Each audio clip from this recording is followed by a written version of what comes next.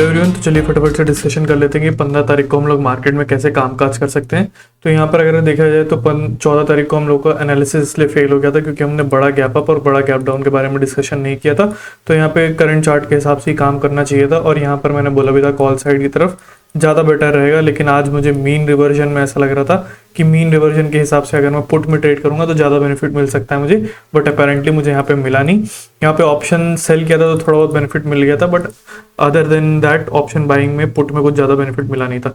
तो ये आज का चार्ट के हिसाब से अगर हम बात करें तो कम्प्लीटली साइडवेज रहा है चार्ट और यहाँ पर कुछ सेलर आए हुए होंगे इनको मार्केट निकालने के लिए। अगर कल गैप अप वगैरह ओपन होता है तो इनको टारगेट करने का हम प्लान बना सकते हैं। 48,000 तक की याले सेलर का स्टॉप लॉस रखा होगा तो उसको टारगेट करने के लिए हम यहाँ पे बाय साइड का प्लान रख सकते हैं। गैप डाउन के केस में भी सेम हिसाब किताब रहेगा। यहाँ पे अगर कोई बायर बैठ भी गया होगा तो इस ब्रेकडाउन के बाद निकल गया होगा, अगर नहीं निकला होगा तो उसको मार्केट अगर कल निकाल भी देता है तो ये एक अच्छा सपोर्ट मुझे लग रहा है। इस सपोर्ट के नियर अबाउट मेरा बाय करने का ही प्लान रहेगा। अगर इसके मार्केट इसके भी नीचे मार्केट अगर आ जाता है 500 के नियर अबाउट आ जाता है तब फिर मुझे यहाँ पे प्राइस एक्शन देखना पड़ेगा। अगर यहाँ से मार्केट सपोर्ट लेता है तो फिर मैं यहाँ पे इनको फ्रेश बायर्स को टारगेट करने के लिए सेल साइड का प्लान बनाने वाला हूँ।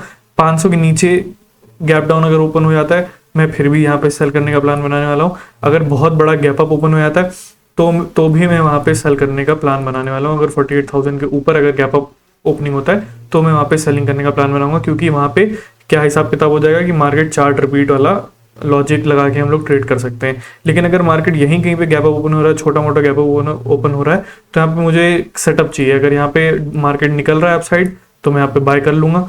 अगर मार्केट यहाँ पे क्लोजिंग प्राइस पे आ रहा है तो मुझे अपना कॉल साइड का जो हम लोग सेटअप बनाते हैं क्लोजिंग प्राइस का वो मुझे चाहिए देखने के लिए, तो मैं यहाँ पे बाय करूंगा। अदरवाइज मान लेते दोनों इंडेक्स सपोर्ट लेते तो फिर वहाँ पे पुट साइड का प्लान बनाया जा सकता है चार्ट रिपीट के लॉजिक के हिसाब से। ठीक है, वहाँ पे अगर हम निफ्टी की अगर बात करें तो निफ्टी में देखा जाए तो अपर साइड कोई भी स्टॉप लॉस नहीं है, लेकिन 21,200 के आसपास और क्लोजिंग के आसपास कुछ सेलर डेफिनेटली आए होंगे। तो यहाँ से कुछ मोमेंटम आ सकता है, ज़्यादा मोमेंटम भले ना आए क्योंकि ज़्यादा एसएल अवेलेबल नहीं है, लेकिन साइकोलॉजी अप ट्रेंड के तो थोड़ा बहुत और मार्केट निकल सकता है।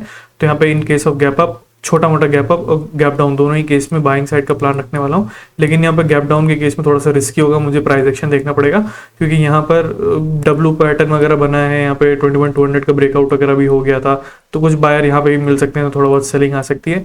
अगर सेलिंग आ भी जाती है और थोड़ा मार्केट रिकवरी करने का ट्राई करता है, सपोर्ट वगैरह लेता है तो फिर यहाँ पे बाय करेंगे। अदरवाइज वेट करके देखा जाएगी करना है क्या करना है, वो करंट प्राइस एक्शन के हिसाब से डिसाइड होगा। ठीक है, बड़ा गैप अप बड़ा गैप डाउन सेम हिसाब किताब। बड़ा गैप अप हो जाता है सेलिंग, बड़ा गैप डाउन हो जाता है सेलिंग, बस सीधी बात है। क्योंकि मार्केट अगर ऐसे निकलता है बहुत रेयर है कि वापस से चार्ट रिपीट होगा। लास्ट वीक हो गया था, इस वीक पता नहीं होगा कि नहीं होगा, लेकिन मैं सेल साइड ही जाने का कोशिश करूंगा। So thanks for watching and bye.